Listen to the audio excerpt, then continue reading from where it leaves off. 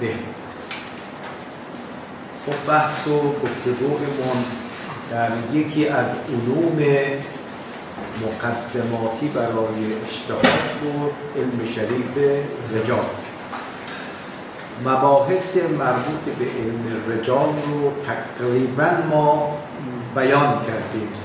گفتیم دو دیدگاه وجود داشت. یک دیدگاه حضرات اخباری ها بود، اونها فرمودن ما برای اجتهاد نیاز به علم رجال نداریم، اما در مقابل فقها و حضرات اصولگیر معتقدند که ما نیاز به علم رجال داریم.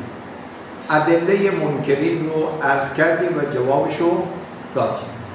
اما یه بحثی رو امروز میخوایم مطرح کنیم، تاریخچه علم رجال است. بحث بسیار مهمیه که به نظر میرسه اگر ما این سیر تاریخی علم رجال رو بدونیم، خودش هم یک پاسخی است برای حضرات اخباری ها که چطور شما دارید انکار میکنید از علمی که از صدر اسلام وجود داشته است. پس موضوع بحث امروز ما تاریخچه علم رجال. به تعبیر دیگر علم رجال از چه زمانی تأسیس شده است؟ بله؟ از چه زمانی تأسیس شده است؟ در پاسخ عرض میکنیم که اگر ما علم رجال رو مجموع سه علم تراجم، رجال به معنای اصطلاحی و علم درایه بدانیم. یادتون هست یه وقتی یه بحث ما همین بود دیگه، گفتیم ما سه تا علم داریم در یک راستا هستن: علم تراجم، شخصیت شناسی، علم رجال، علم درایه. اگر ما علم رجال رو مجموع این ستا بدانیم، یادداشت بفرمایید، علم رجال به این معنا از قرن اول طلوع اسلام مورد توجه مسلمین قرار داشته است. خب پس علم رجال از چه زمانی تشکیل شد؟ از صدر اسلام. توضیح مطلب: علم رجال به عنوان تراجم سابقه اش برمیگردد به نیمه اول قرن اسلام، در حدود سال 40 هجری. خیلی حرفه. بله، ما علمی داریم به نام علم رجال، به معنی اعم شامل تراجم هم بشه. علم تراجم از کی شروع شده؟ 40 هجری، یعنی در نیمه اول قرن اول. توسط کی؟ یادداشت بفرمایید. توسط عبیدالله ابن ابی رافع. عبیدالله ابن ابی رافع کاتب آقا امیرالمؤمنین. ایشون کتابی داره به نام تراجم. بله، به نام این اسمش کتابی یادداشت بفرمایید. کتابی داره در تراجم به نام تسمیت من شهد مع امیر المؤمنین علیه السلام. تسمیت من شهد مع امیر المؤمنین علیه السلام الجمل و صفین و نهروان من الصحابه.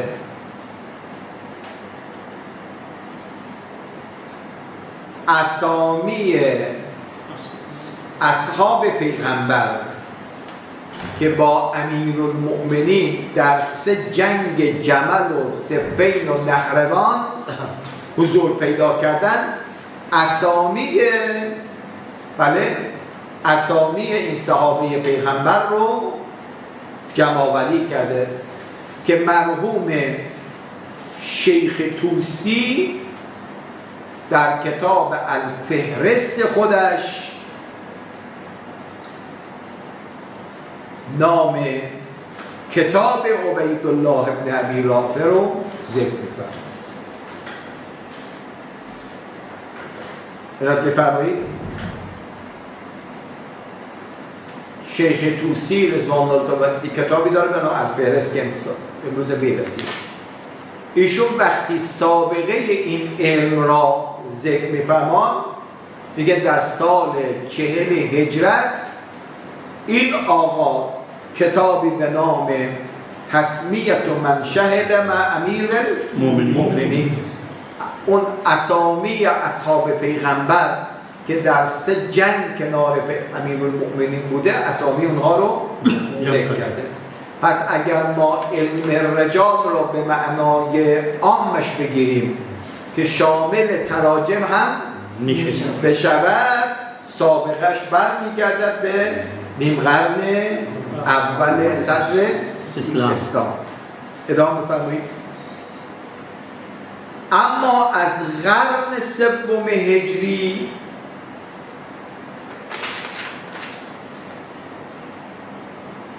کتب به نسبت زیاد و دقیقی در فن علم رجال تدوین شده است.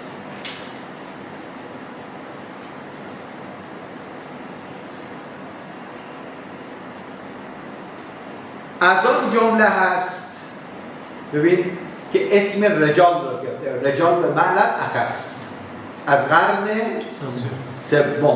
الان داریم تاریخچه علم رجال شیعه رو عرض می‌کنیم، به برادران اهل سنت کاری نداریم. از آن جمله از کتاب طبقات الرجال احمد ابن ابی عبدالله برقی که آیون اصطلاح خلاصه میگن طبقات الرجال برقی، طبقات الرجال برقی.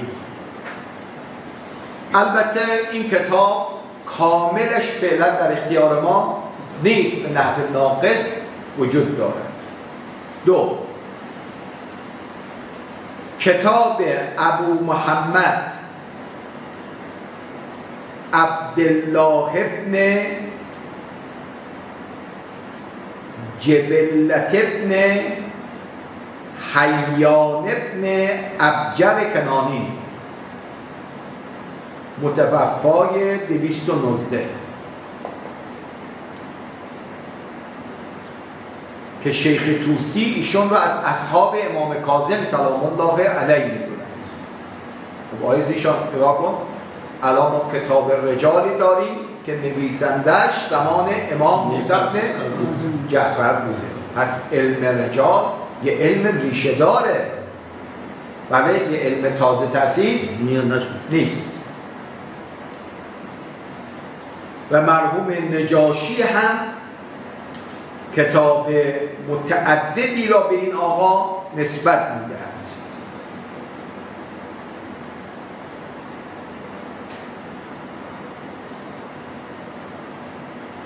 خب چه سالی بود؟ 219، یعنی اوائل قرن 3 رو شد. باز کتاب دیگر رجال حسن ابن علی ابن فضال،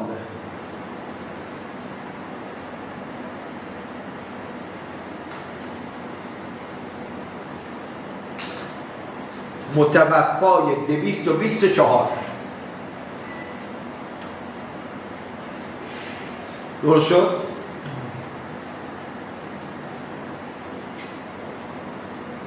کتاب رجالی دیگر، رجال حسن ابن محبوب به نام معرفت و روات الاخبار،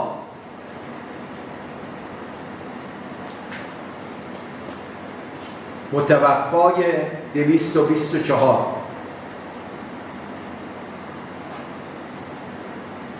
کتاب دیگر، کتاب رجال ابراهیم ابن محمد ابن سعید ثقفی،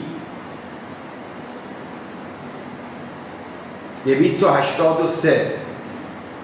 یعنی اواخر قرن سوم.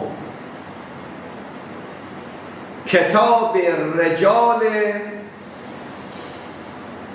حافظ ابو محمد بغدادی،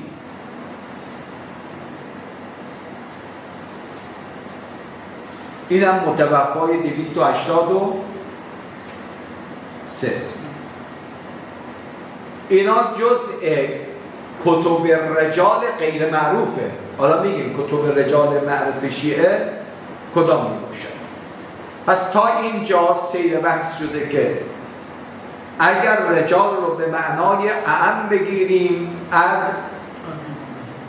قرن اول، اگر به معنای خاصش رو بگیریم اوائل قرن سوم که اینها رو بیان کرد. خب یه تذکر مهم یادداشت بفرمایید. با توجه به این معنا و مطالبی گفته شده، فرمایش جناب جلال الدین سیوطی در کتاب الاوائل خودش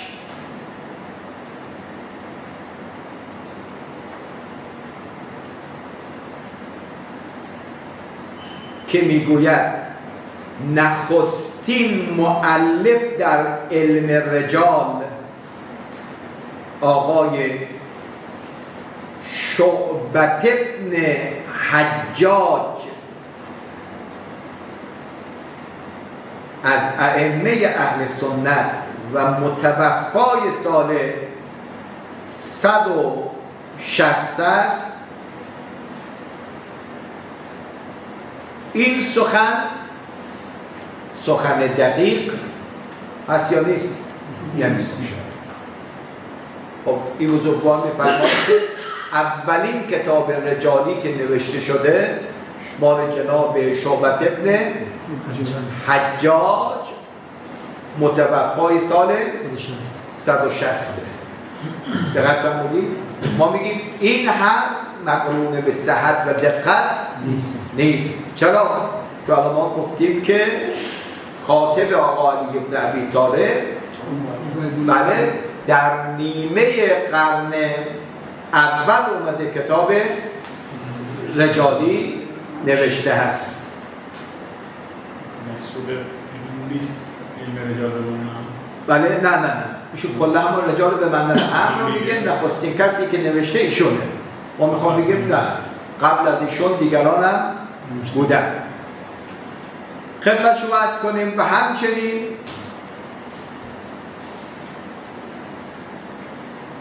در عدم دقت است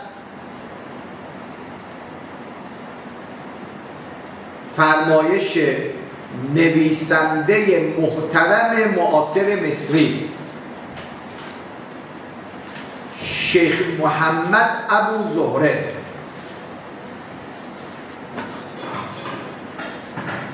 در کتاب ارزشمندش به نام الامام الصادق.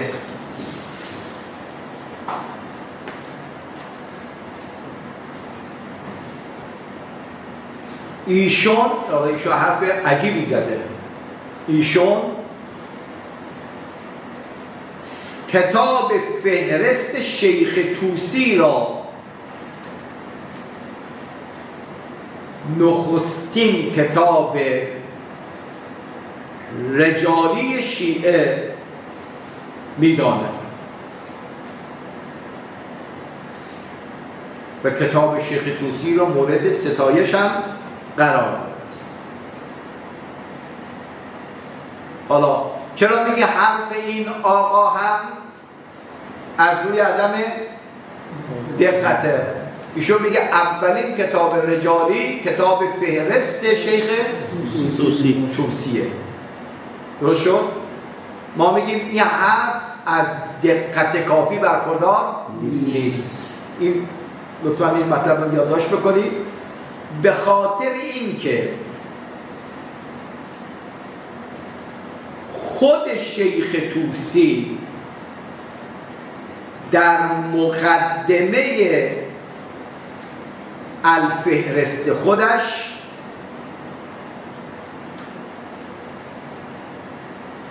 نام کتب دیگری که در علم رجال به وسیله علمای قبل از خود تألیف شده است اشاره می کند.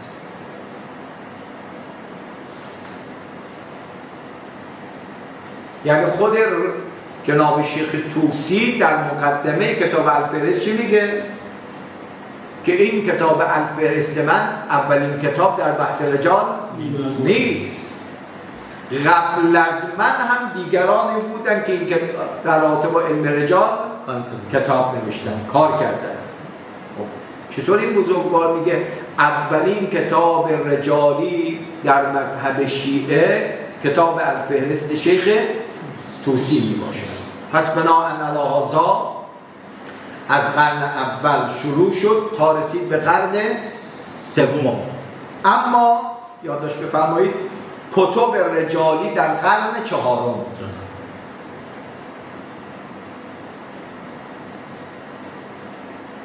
کتب رجالی در قرن چهارم در موضوعات محدودتر و به صورت تخصصی‌تر رواج یافته است.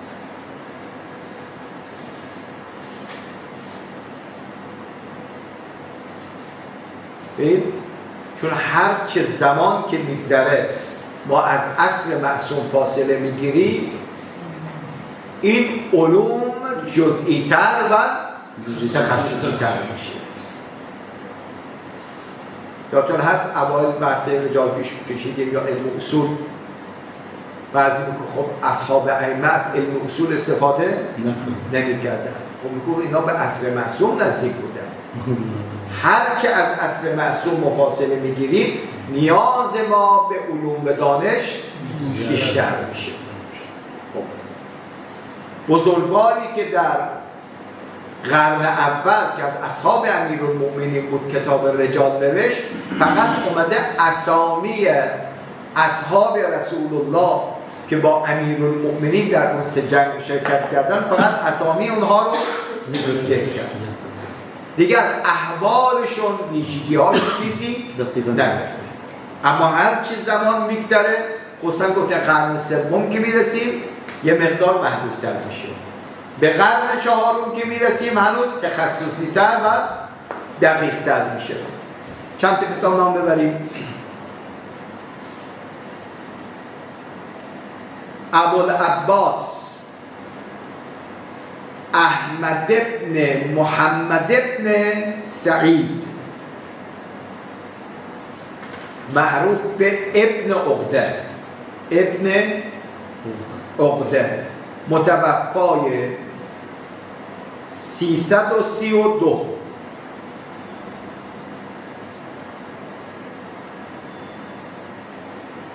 کتابی مشتمل بر رجال امام صادق فراوان آورده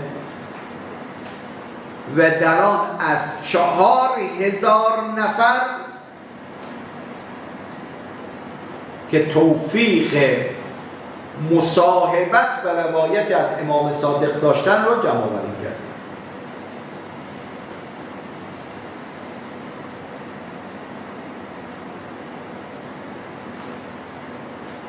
2 ابوالحسین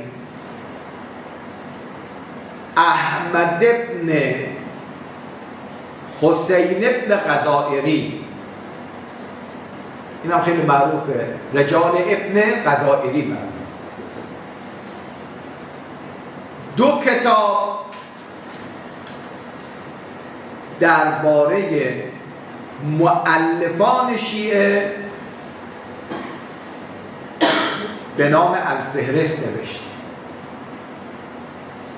بله، جناب ابن غزائری 2 کتاب داره، الفهرست، نام دانشمندان شیعه که صاحب کتاب بودن را آورده.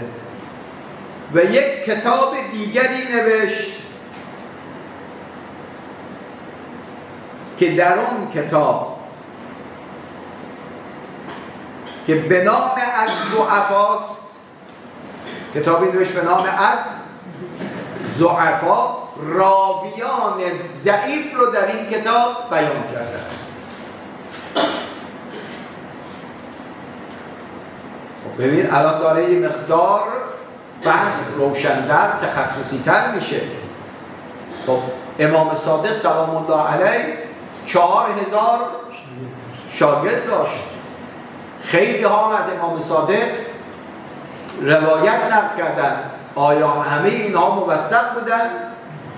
نه، این بزرگوار کتاب نوشته به نام از ضعفا، یعنی کسانی که از امام صادق نقل روایت کردن ولی مورد وثوق نبودن، آدمای ضعیفی بودن. نفر سوم قاضی ابوبکر محمد ابن عمر بغدادی،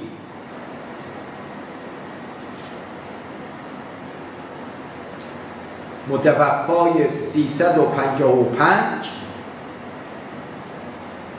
کتابی داره به نام الشیعه من اصحاب الحدیث و طبقاتهم.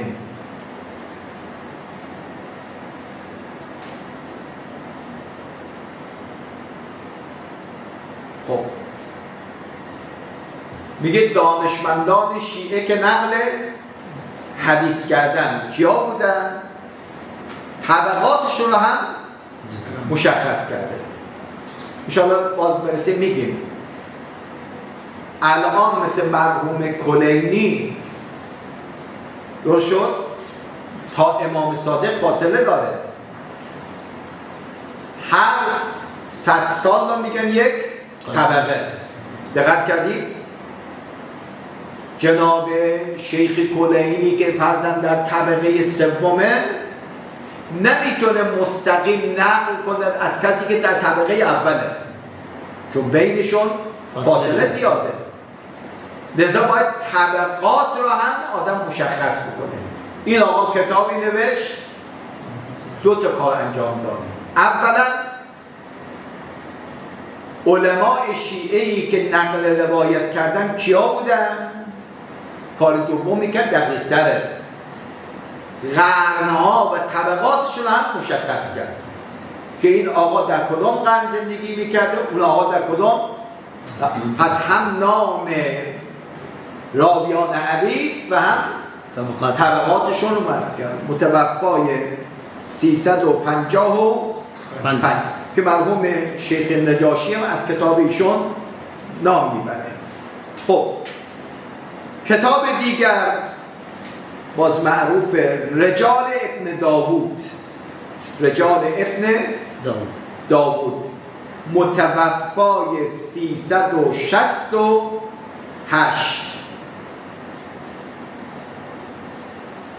که در رابطه با ممدوحین و مذمومین در این کتاب حرف زده. یادتون هست ابن غزائری گفتیم کتاب نوشته از ضعفا، فقط راویان ضعیف رو بیان کرده. اما جناب ابن داوود کتابی در رجال نوشته تحت عنوان ممدوحین و مذمومین، یعنی چه رواتی مورد وثوق هستن، مدح شدن و چه رواتی ذم شدن. آدم با مراجعه به کتاب ایشون فلان راوی در سند فلان روایت هست، حالا 3 دقیقه چیکار میکنید؟ سریع به این کتاب مراجعه میکنید. این آقا که در سند این روایت است جزء ممدوحین است یا جزء مذمومینه؟ خب حالتش برای شما مشخص میشه. رجالی دیگر محمد ابن علی ابن بابوی شیخ صدوق رضوان الله تعالی علیه، متوفای 381. ایشون هم کتاب داره رجال شیخ صدوق.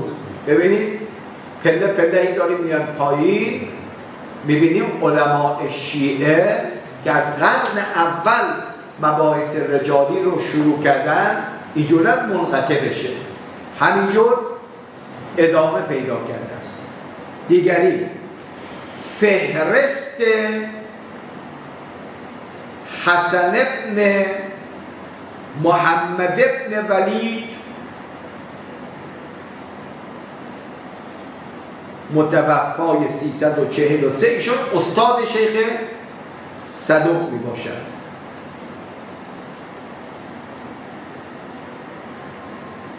هفت، کتاب رجال کلینی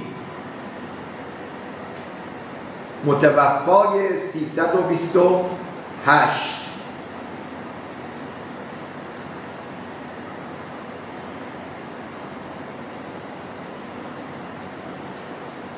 هشت، از همه معروفتر، این معروفتر رو جدی بنویسید، از همه معروفتر کتاب معرفت الناقلین، معرفت الناقلین عن الائمة الصادقین علیهم السلام. چقدر اسمی با مسما، معرفت الناقلین عن الائمة الصادقین، یعنی کسانی که نقل روایت میکردن از ائمه معصومین علیهم السلام. نوشته شیخ ابی عمرو محمد ابن عمر ابن عبدالعزیز کشی. آقای فیاض معروف به چیه؟ رجال کشی. متوفای نیمه قرن 4 که از این کتاب خلاصه‌ای چاپ شده است به نام اختیار الرجال. اختیار الرجال که الان موجود هم هست. اختیار الرجال مالی کیه؟ مرحوم کشی. صادقین مراد از امام محمد باقر و صادق؟ نه صادقین. بله، یعنی ائمه معصومین علیهم السلام باشد. خب اینا شده قرن 4. اما قرن 5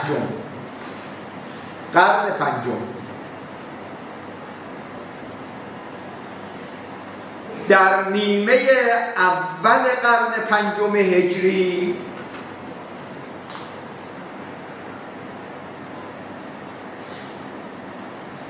نخستین کتاب رجالی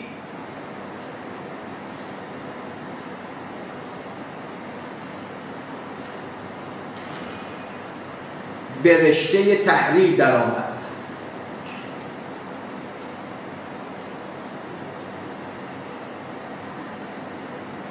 یک، اختیار الرجال. 2، الفهرست الرجال. هر سه تألیف مرحوم شیخ طوسی رضوان الله تعالی علیه. شما گاهی وقت میگی که شیخ طوسی در رابطه با فلان راوی چنین اظهار نظر کرد، سریع از شما میگه شیخ طوسی در کدام کتاب این مطلب رو فرمود. شما گاهی مراجعه میکنید به اختیار الرجال، گاهی فهرست، گاهی به کتاب الرجال. پس 3 کتاب از شیخ طوسی داریم، متوفای 460. درست شد؟ یعنی نیمه دوم قرن 5. کتاب دیگر فهرست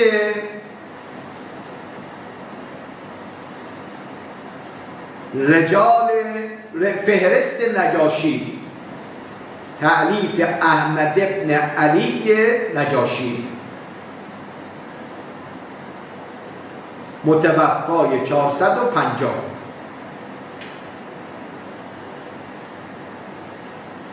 این 4 کتاب از کتب معتبره رجالی شیعه می باشد.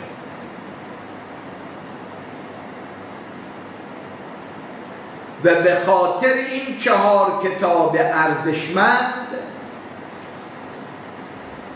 قرن 5 را قرن اوج مباحث رجالی شیعه می‌دانند.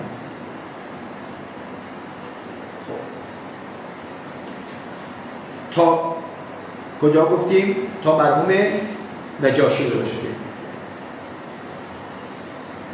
معارف دیگری در علم رجال قلم زده اند که فهرستوار عرض میکنیم. حالا 3 دقیقه بزرگان ما اینا رو که داریم میگیم، شیعه باید به تاریخچه خودش افتخار بکنه. دقت کردی؟ بگه آقا ما دانشمندانی داشتیم که عمرشون رو صرف این مسائل کردن. اگر روایات مهم نبود، اگر سنت مهم نبود، بزرگانی عمرشون رو صرف این مسائل نمی‌کردن. لذا الان تکلیف من و شماست، هر روایتی که در هر کتاب دیدیم این رو منبع نقل نکنیم. اول روایت بودنش برای ما باید مسلم بشه، محرز بشه، صدور روایت از معصوم، بعد بیام این روایت رو نقل کنیم. بزرگان مثل شیخ طوسی، مرحوم کشی، مرحوم نجاشی که هر کدوم بر خود علمی بودن برای اسلام، عمرشون رو صرف کردن در علم رجال. حالا ما حداقل برای خاطر که مطمئن بشیم آیا این خبر صدر من المعصوم ام لا، خصوصا در جایی که شخص میخواد تو عالم فقاهت قدم برداره و حکم شرعی رو استنباط بکنه، حتما باید به علم رجال تسلط داشته باشد. خب فهرستوار عرض میکنم. ابن شهرآشوب مازندرانی، ایشون هم یک کتاب رجال داره، متوفای 588. خب الان وارد چه قرن شدیم؟ قرن 6. ببین از قرن اول شروع کردیم، همینجوری داره. دیگری شیخ منتجب الدین رازی، متوفای 585. بعدی حسن ابن داوود هلی، متوفای 707.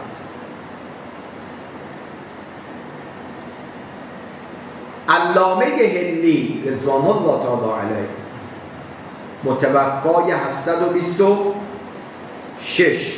یعنی حسن ابن داوود هلی، علامه هلی مربوط میشوند به اوائل قرن 8. اوائل قرن 8. حسن ابن زین الدین عاملی، متوفای 1011 یعنی اوائل قرن 11 عنایت الله قحطایی 1026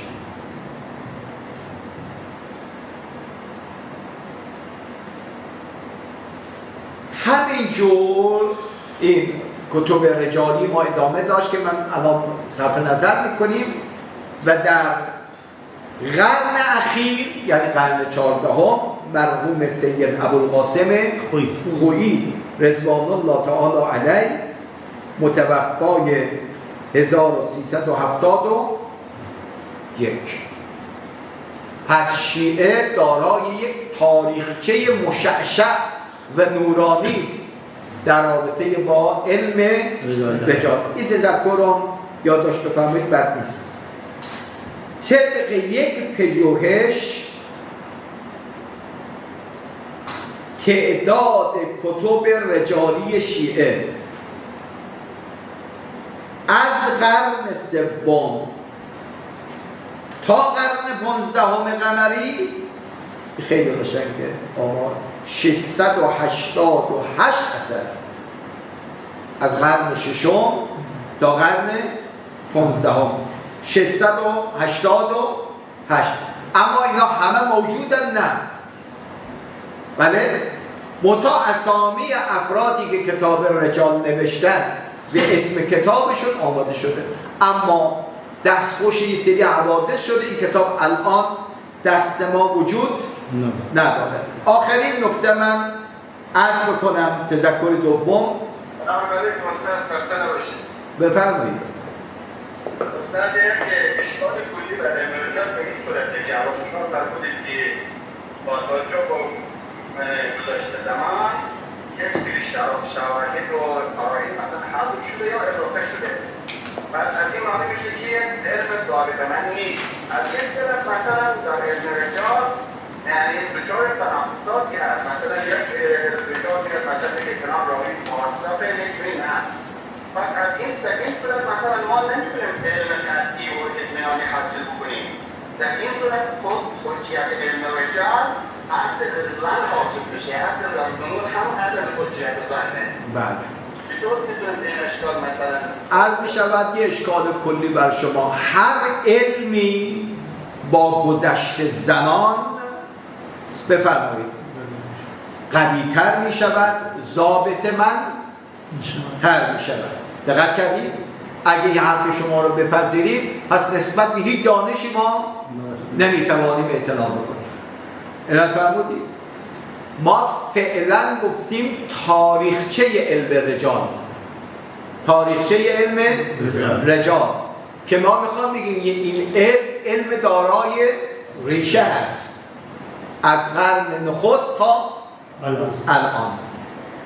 اما در این صورت مثلا علم رجال قبلی یک سری شواهدی رو داشتن که مثلا بعدی قبول ندارن، مثلا در این صورت قبول با رفت یعنی کجا شما میفرمایید؟ بفرمایید کدام رجالی آمده گفته که فلان مطلبی که فلانی فرموده درست نیست؟ مثلا در علم رجال بعضی مثلا زراره هم اشکال میکنن، در حالی که زراره یک مثلا راوی مثلا معتبره. مثلا شما از کجا میگی معتبره؟ از کجا میگی زراره معتبره؟ و بعد روایت حتی مورد زراره اون را همین اول روایت بودنش از کجا ثابت میکنید که تو اون روایت میگه زراره معتبر هست یا نیست؟ چون که از یک راوی دیگه گفتن که مثلا جواب منو روشن بده. شما میگی فلان روایت این حرف زد، اول روایت بودنش رو ثابت بکن، بعد بگو فلان آقا موثق هست یا نیست. بله. خب این از کجا به دست میاری شما؟ یک راوی معتبر گفته بوده رجال معتبر بوده مثلا باریکالله. خدا میگه یک کتاب رجالی. الان که ما داریم اسامی اینا رو میبریم، ما که نگفتیم همه اینها که در رجال نوشته اینا خدمت شما عرض کنم که یکسان هستن. اگر یک مقدار دندون رو جگر میگذاشتید، من یه نکته میخواستم بگم، شاید این اشکالی که به ذهن حضرت علی آمده رفت بشه. تذکر دوم یادداشت بفرمایید. مصادر علم رجال، مصادر علم رجال.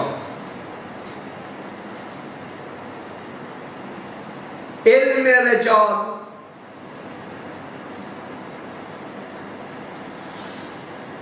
بر اساس قدمت و سبک نگارش به طور کلی به دو دسته تقسیم می شود. خب بفرمایید. قبل از اینکه بگم شما این رو وجداناً میتونید احراز بکنید. گاهی اوقات یک گوینده است وقتی بالای منبر میره مطالبی را دقیق و متقن بوده، اما یکی دیگر میره از این دقتی که اون اولی برخوردار بود اون برخوردار نیست. هر دو واعظن اما سطح صحبت هر دو یکسان نیست. عنایت فرمودید.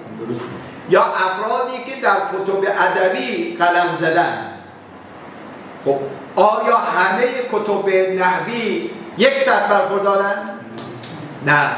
چطور شد بعد از کتب ادبی مثل کتاب ادبی ابن حاجب خوب درخشید؟ چون از دقت کافی برخوردارن. عنایت فرمودید. این کتبی هم که در علم رجال نوشته شده همه از یک سطح برخوردار نیستن. یکی آمده فقط گفته اینا از اصحاب امام صادق هستن، روایت از امام صادق نقل کرد تو همین حد، اما دیگه نمیگه آدم موثق بود یا موثق نبوده است. درست شد؟ اما کتاب رجالی دیگر میاد راوی که هنوز منحرف نشده بود نسبت به او قضاوت میکنه، میگه آدم چی بود؟ درستی بود. رجالی دیگر میاد همون راوی رو میگه موثق نبوده است. چرا؟ میگه اون قبل از انحراف اون رو رجالی گفته این موثقه، اما این آقای رجالی دوم که میگه ایشون موثق نیست چیه میگه؟ بعد از انحرافش میباشه. خب حالا ما میخوام قضاوت کنیم حرف کدام رجالی رو مقدم میداریم؟ اون دومی که میگوید در رابطه با فلان راوی داره قضاوت میکنه بعداً انحراف. دقت فرمودید؟ پس بنابراین همه مصادر رجالی ما یکسان و یکسر نیستن. دقت فرمودید؟ خب از این جهت گفتیم که مصادر رجالی ما به دو دسته تقسیم میشن. یک، مصادر اولیه علم رجال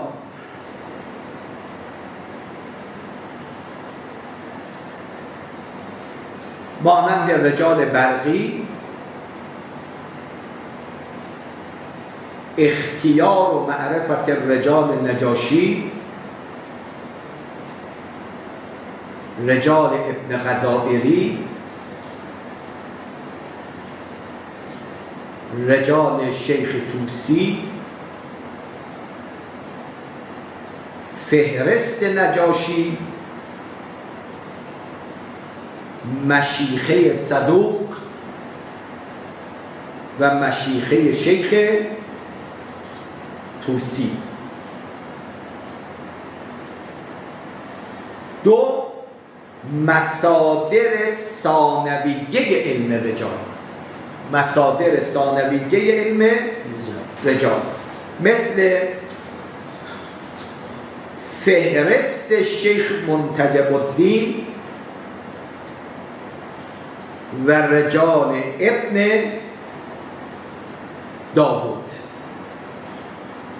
خب اینا مصادر میشه و کسانی که بعد از اینا آمدن نوشتن اینا میشه مصادر ثانویه. حالا ما میخواد بگیم این یادداشت بفرمایید.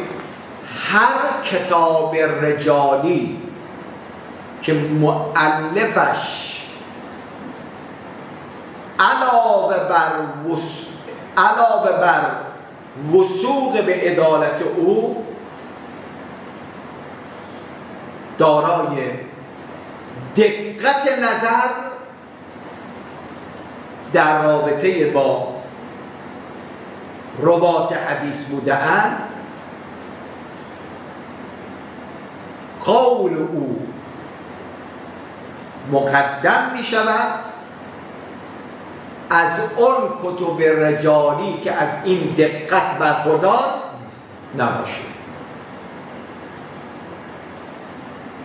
اینا فهمیدید؟ شما الان نگاه بکنید کتاب معجم الرجال الاحادیث مرحوم خویی، سالیان سال صرف کرده در بحث رجال. دقت فرمودید؟ دقت ها کرده که دیگران این دقت رو نداشتن. خب ما در رابطه با علم رجال باید به کدوم؟ اون کتابی که از اتقان بیشتری برخورداره تو مباحث رجالی ما به این کتب مراجعه میکنیم. خلاصه سخن بنا به مطالب پیش گفته، یعنی از روز اول تا الان، علم رجال که شاخه از علوم حدیث است که به بررسی احوال و اوصاف راویان حدیث بحث می کند، که در نتیجه ممکن اعتبار یا عدم اعتبار صدور حدیث از معصوم را احراز می کند، از جمله دانش‌های مقدماتی اجتهاد می باشد.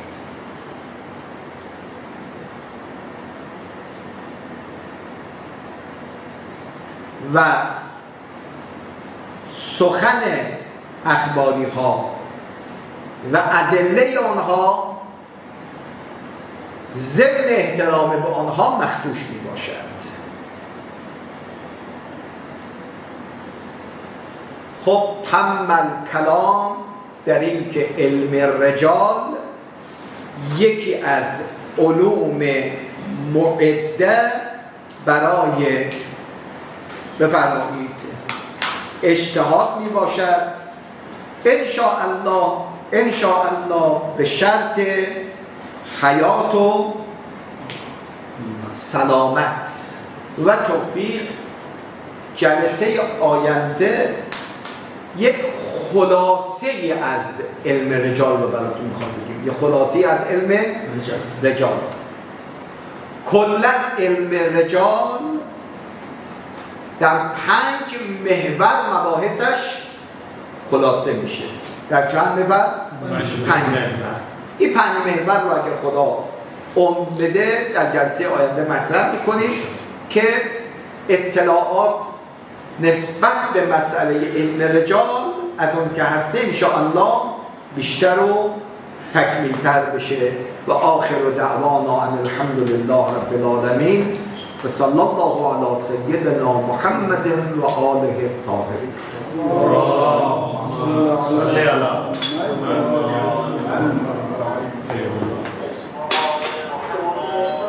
سلامتون الله انشاءالله. بعضی آقایون همچنین لب دادن تکا و بالش درس هم شرکت میکنم.